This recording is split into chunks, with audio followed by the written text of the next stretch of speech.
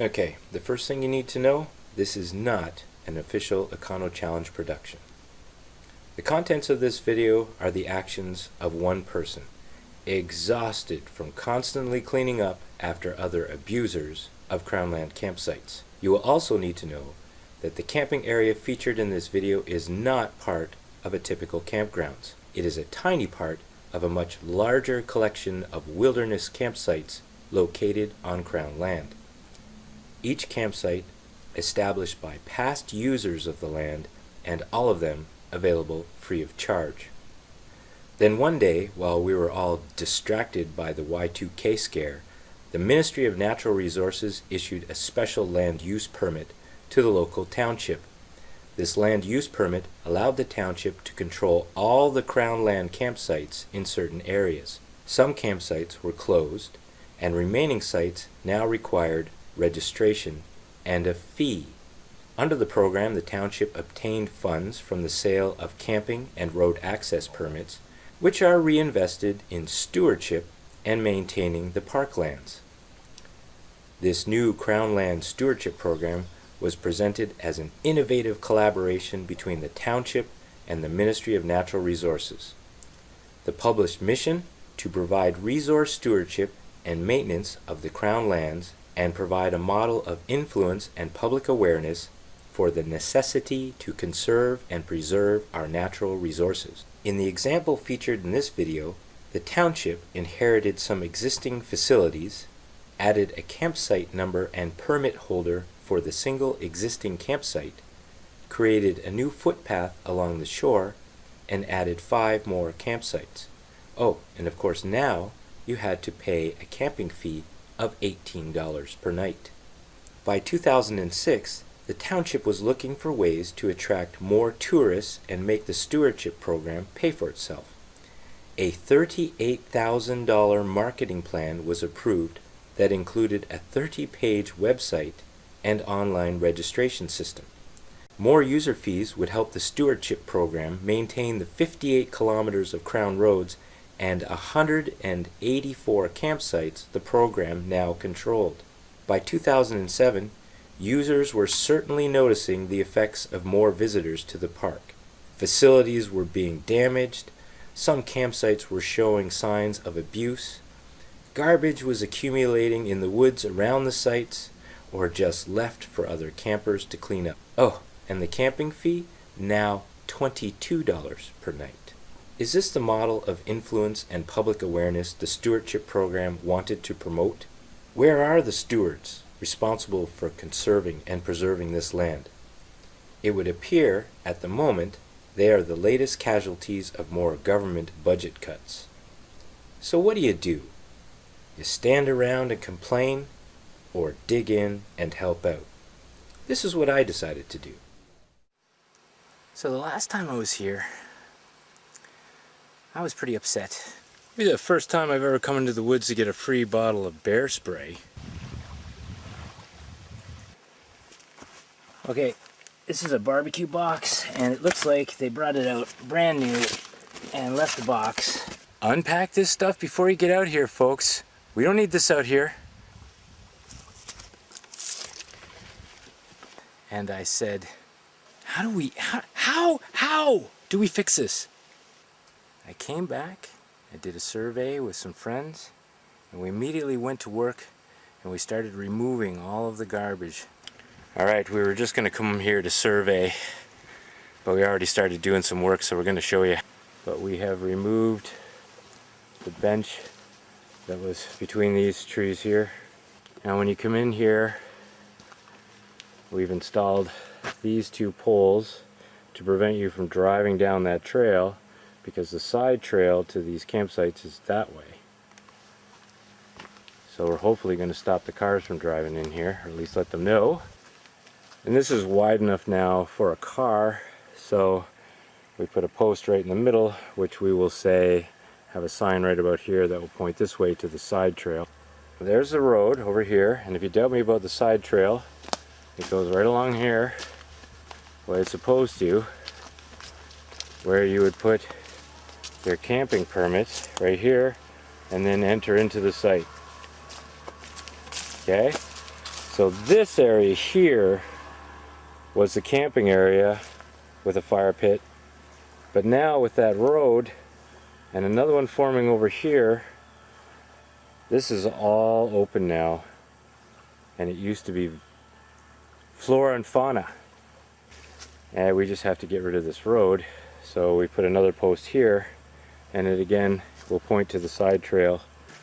Take the path back. It's quite beautiful in here.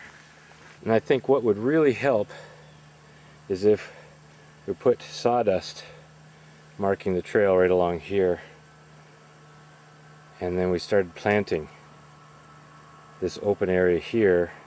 We can get some campsites back. This is a creek. Right here is the stream bed that runs in the spring. Of course, it's been really dry this summer, so you're not going to know that. Let's take a walk up the stream bed here. And it's open, so you can get up here. And look at this. It seems that we've started our own garbage dump back here in the woods for the campgrounds. Recyclables, perishables, bottles, plastic bottles, bags. It started. Don't want to take your garbage out, so they just dump it here. Get a good look because we're taking this out of here today. Now, doesn't that look all pretty now?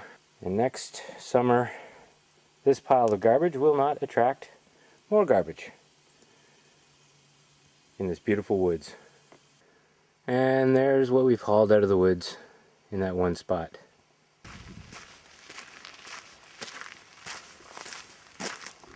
I just thought I'd show you some of the stuff that we pulled out of the campsites today. It's a good start.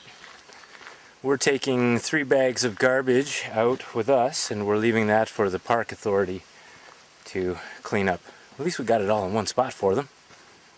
So, the next step when we get back is to make it flora and fauna once again. 3 bags worth of garbage. Then we formulated a plan to return this area to the way it was when they originally built it.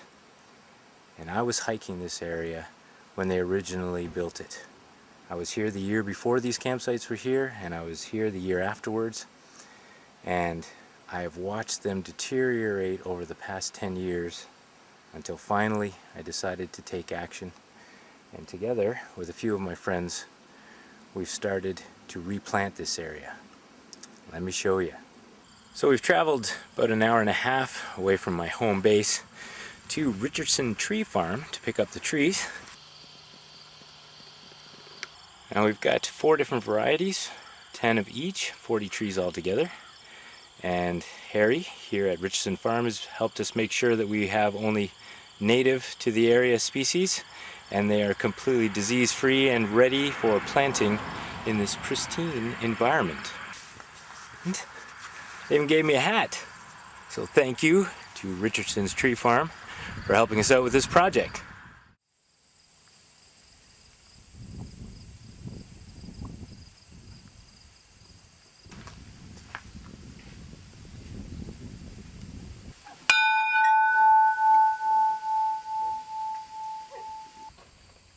And this is Natural Themes Native Plant Nursery, where we're picking up some older trees so that it doesn't look like they were all planted at the same time.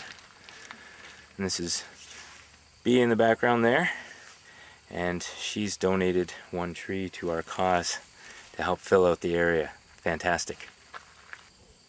I don't know if you've planted trees. I would make the depth of the pot, Okay. the depth that this is now, and then twice as wide. Okay. So that you have some loose soil around it, and then just fill the hole with water, All right. so that there's no problem with it drying out. I think this is a great time. This is a perfect time for planting these. Good.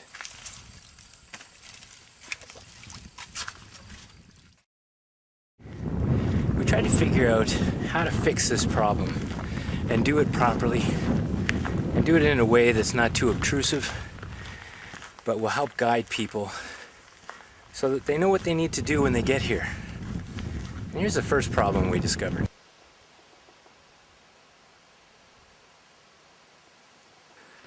The first set of signs that you're going to see when you get in here is a rules and regulations sign at the Y split, where the road continues to the campsite or splits off to the public boat launch. Now there is lots and lots of great information on that sign, but you still got another 200 meters or so to drive to get to the actual camping area, so you're not going to stop and read that sign, and that's part of the problem.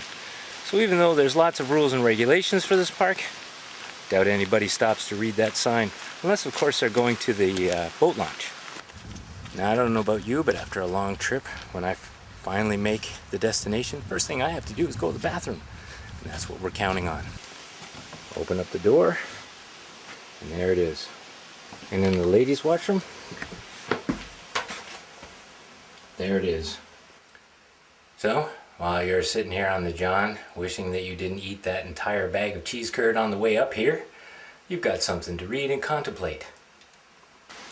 So, part of the plan was to put up some signage, just a tiny bit, not too much, to guide people a little bit when they get here so that they know what's expected of them. And the first one, of course, is where to park your vehicle. Or at least up until today, people had the impression that you could drive right to your campsite. But it was never intended for that. It was never designed for that. And now we've helped guide people so that they know they're not supposed to do that. What we've also added this year is a sign to replace the sign that's long gone, to tell people that they have arrived safely at their destination. Now, if you drive any further into the campsites, then you know you're doing something wrong. But just to make sure, once you get in here, we put a physical barrier and we planted a ton of flora to prevent you from going any further. Okay, there are 48 trees in all that we've planted. We've replanted this road right here, and we've reestablished the walking trail that was over beside it, over here. And we've signed it so that people know what we've been doing and what we're intending to do.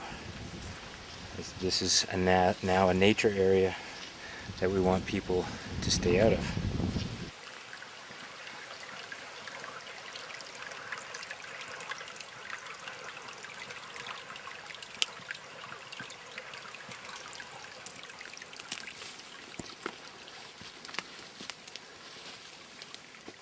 Now it's a stormwater drain that was installed, and that is designed to drain that swamp back there into the lake over here. But it was never designed or installed to be driven over. And if that collapses, then the water is going to build up on the other side again, and you're going to have an infestation of mosquitoes like you've never seen.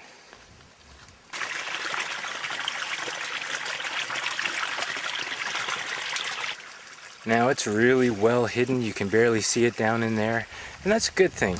And it would be a real shame if they had to come back and dig that up to reinstall another one. It would ruin this campsite, it would ruin the flora and fauna that have grown back, and we'd have to start again.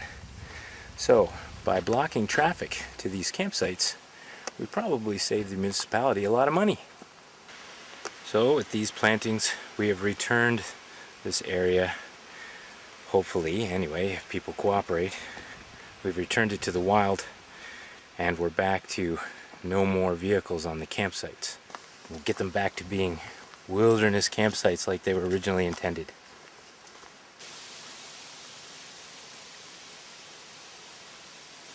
Now, of course, we have to wait until next year when we can come back and survey how our little plan is working. Will the users follow along in the new guidelines? Guidelines they were never aware were even guidelines until we posted the signage. and see how long these trees will last. So, folks, I said what can be done about this?